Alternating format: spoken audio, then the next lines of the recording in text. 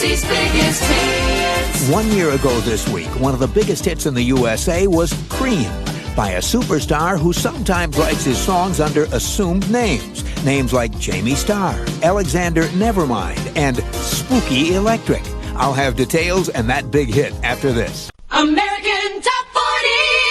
It's travel time at American Top 40, our world tour. The favorite American recording acts as voted by radio programmers and disc jockeys around the world. I'm Shadoe Stevens. Here's a funk master, guitar acrobat, song wizard, and, well, all-around American genius whose favorite continent just might be Europe. He filmed a lot of his movies, Sign of the Times, in Holland, and he launched a couple of his concert tours in France, and that's where he's filmed another of his movies, Under the Cherry Moon. He's singing a song from that film as the world's choice at number 7. From Minneapolis, Minnesota, here's Prince and Kiss. AT40 Music. Hot on the heels of the Madonna Convention was the second annual Prince Convention held in that mecca of purpledom, Minneapolis.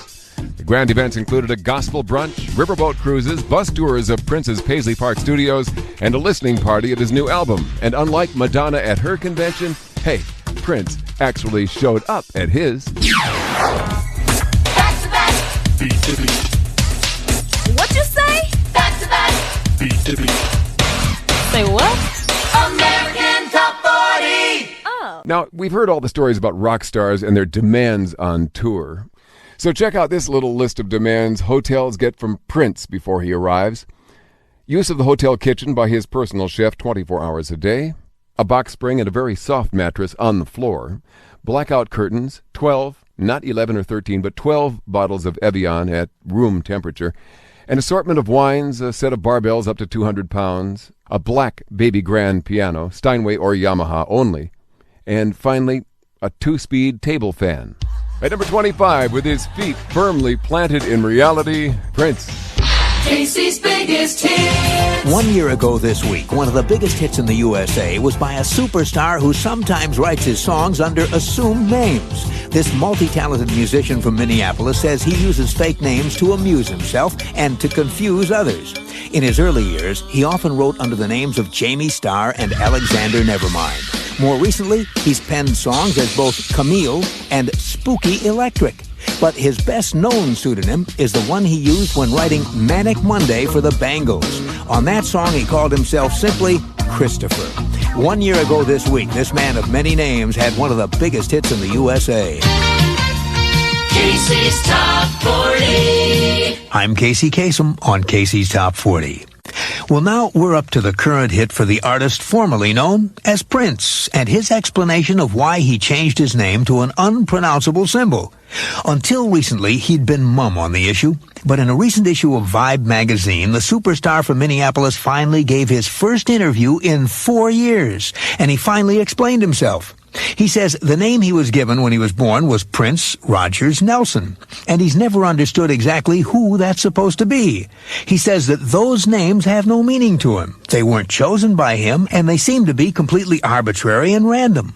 According to Prince Rogers Nelson, quote, "I'm not the son of Nell. I don't know who that is, Nell's son. I would wake up nights thinking, who am I?" Unquote.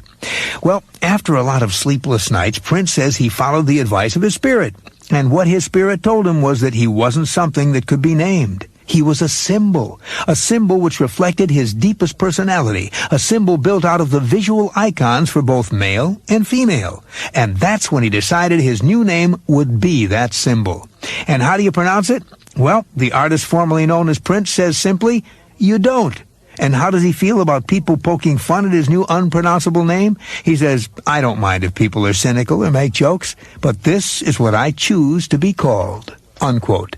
This week, the artist formerly known as Prince has survey song number 29 on Casey's Top 40, a song that recently spent 2 weeks at number 1. American Top 40. These These are the biggest hits by the hottest stars.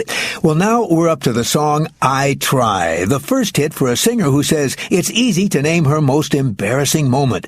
It was the time that Prince jumped on stage to jam with her band. Macy Gray was performing at Paisley Park, the studio and entertainment complex in Minneapolis owned by Prince. Macy says she was having a great time, especially when she and her band started to jam. They were working their way through a classic hit from the late 60s, Sing a Simple Song by Sly and the Family Stone. All of a sudden, who jumped on stage to sing the song with Macy? The owner of Paisley Park himself.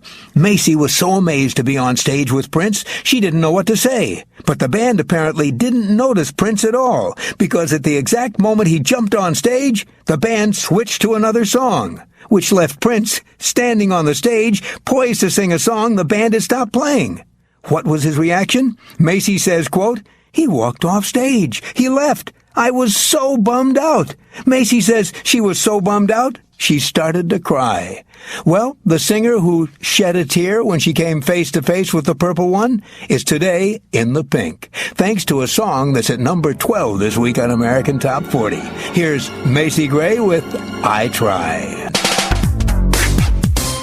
Counting down the hits with Casey Kasem.